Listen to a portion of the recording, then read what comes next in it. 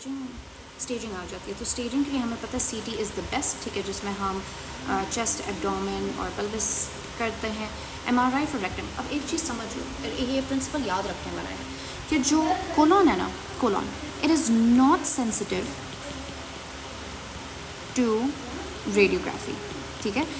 The only part of the colon that is the rectum. It responds to radiotherapy या radiography. So इसमें आ जाता है MRI is only fit for the rectum. It's not even fit for the colon. And इसमें अगर radiotherapy भी है तो radiotherapy is not fit for the colon and it is fit for the rectum. ठीक है, सो उसके बाद हम ये देख लेते हैं MRI rectum for rectal cancer, इसका रेडिएशन है। एंड देन एंडोएनल अल्ट्रासाउंड, ठीक है, this is not that important, it's not a great investigation. As I said कि हमारे पास स्टेजिंग के लिए CT बेस्ट है और डायग्नोसिस के लिए कोलोनोस्कोपी विद बायोप्सी है।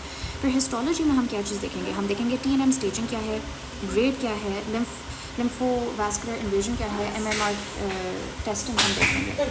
तो इसमें मिसमैच रिपेयर जीन है to detect Lynch syndrome and guide chemo. अच्छा, PET CT भी हो सकता है जो कि is the equivocal of metastatic disease detection. तो PET CT भी हम कर सकते हैं।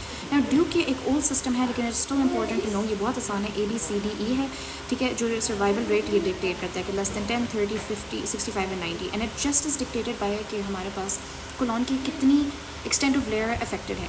तो हमारे पास जो A है that is the best, it's just beneath the muscularis propria. B is through the muscularis propria. C is regional lymph nodes and then D is distant metastasis. तो अगर distant metastasis है तो उसका मतलब है METS पॉजिटिव है। अगर METS positive है तो less than 10% चांस है। अगर तो सिर्फ muscularis mucosa में कैंसर लिमिटेड है तो इसकी more than 90% सर्वाइवल चांस है। And then the next is it's through and through 65 and then only regional lymph nodes are involved. अब इसकी अगर हम मैनेजमेंट देखें तो we do MDTD अप्रोच करते हैं which is the only curative treatment, ठीक है। Surgery is the only curative treatment, बस हम एडजंक्ट्स में कीमो रेडियोथेरेपी यूज़ कर सकते हैं, लेकिन सर्जरी इज़ द वो main stay choice of colorectal CA, ठीक है। फिर उसके बाद अच्छा, सो सर्जरी में क्या क्या चीज़ें होती हैं ये समझना बहुत आसान है लेकिन बहुत इंपॉर्टेंट भी है। तो I'm just gonna recap, like quickly go over these. तो सबसे पहले हमारे पास है right hemicolectomy, left hemicolectomy, sigmoid colectomy, anterior resection and AP resection, Hartmann's procedure, ठीक है। एंड देन उसके बाद मैं आगे बताती हूँ कि हमने लिम्फ नोड्स का कितना करना है। So what this means is कि अगर हमारे पास caecum and ascending colon and transverse colon involve है तो इसका मतलब है राइट साइड की वो है। तो what we gonna do is कि हेमिकोलेक्टमी मीन्स कि आधा कोलॉन हमने निकाला, hemi meaning half, colectomy meaning removal of the colon, and right side का ट्यूमर है तो we going to remove the right side. तो left hemicolectomy is the same way कि डिसेंडिंग कोलॉन जो कि लेफ्ट साइड पे है वो रिमूव हम कर रहे हैं। फिर हमारे पास सिग्मोइड कोलेक्टमी है। सिग्मोइड कोलेक्टमी इज़ अगर सिग्मोइड के अंदर ट्यूमर है तो हम तब रिमूव करेंगे।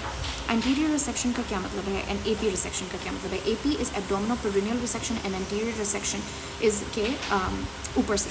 सो anterior means high rectal tumour. अगर if it's more than 5 centimetres in the anus then we want to spare the sphincter, क्योंकि स्फिंक्टर मसल अगर स्फिंक्टर प्रिजर्व है तो सबसे अच्छी बात इसकी ये है कि इसकी सबसे अच्छी बात ये है कि will be able to the patient will be able to defecate. लेकिन अगर लोअर रेक्टल ट्यूमर्स हैं less than 5% तो हमें परमानेंट कोलोस्टमी करनी पड़ती है, ठीक है। तो अच्छा, इसमें क्या हमारे पास होता है, low rectal tumours permanent colostomy. So let's just see this कि अगर हाई रेक्टम है more than 5 centimetre if it's low तो फिर AP हमें करना पड़ता है, एब्डोमिनोपेरिनियल रिसेक्शन। अगर स्फिंक्टर प्रिजर्वेशन इसमें है, इसमें प्रिजर्वेशन नहीं है, एनस इसमें रिमूव नहीं है, इसमें ऑब्वियसली हो जाएगा। परमानेंट स्टोमा नहीं है क्योंकि we give a temporary loop ileostomy, लेकिन इसमें हमें परमानेंट करना पड़ता है क्योंकि एनस रिमूव हो जाएगा तो डेफिकेशन कहाँ से होगी, ठीक है। फिर बाउल कंटिन्यूटी एनास्टोमोसिस हम बना देते हैं तो बाउल कंटिन्यू हो जाता है। एंड जो हमारे पास नॉट रिस्टोर्ड परमानेंट कोलोस्टमी है एब्डोमिनल और एब्डोमिनल पेरिनियल अप्रोच है, तो इसको हम एब्डोमिन से अप्रोच करते हैं, इसको एब्डोमिनल एंड पेरिनियल। अब हार्ट्समैन प्रोसीजर क्या है कि यहाँ पे इन्फॉर्मेशन है, यहाँ पे इशू है। हमने क्या किया है कि हमने यहाँ पे एक एंड कोलोस्टमी बनाई है और हमने एक स्टम्प अलग से बना दिया है, ठीक है। और ये हम यूज़ करते हैं इमरजेंसी ऑब्स्ट्रक्शन और परफोरेशन में, ठीक है। फिर ऑन्कोलॉजिकल रिसेक्शन हमारे पास क्या है, 5 सेंटीमीटर के मार्जिन प्रॉक्सिमली और डिस्टली।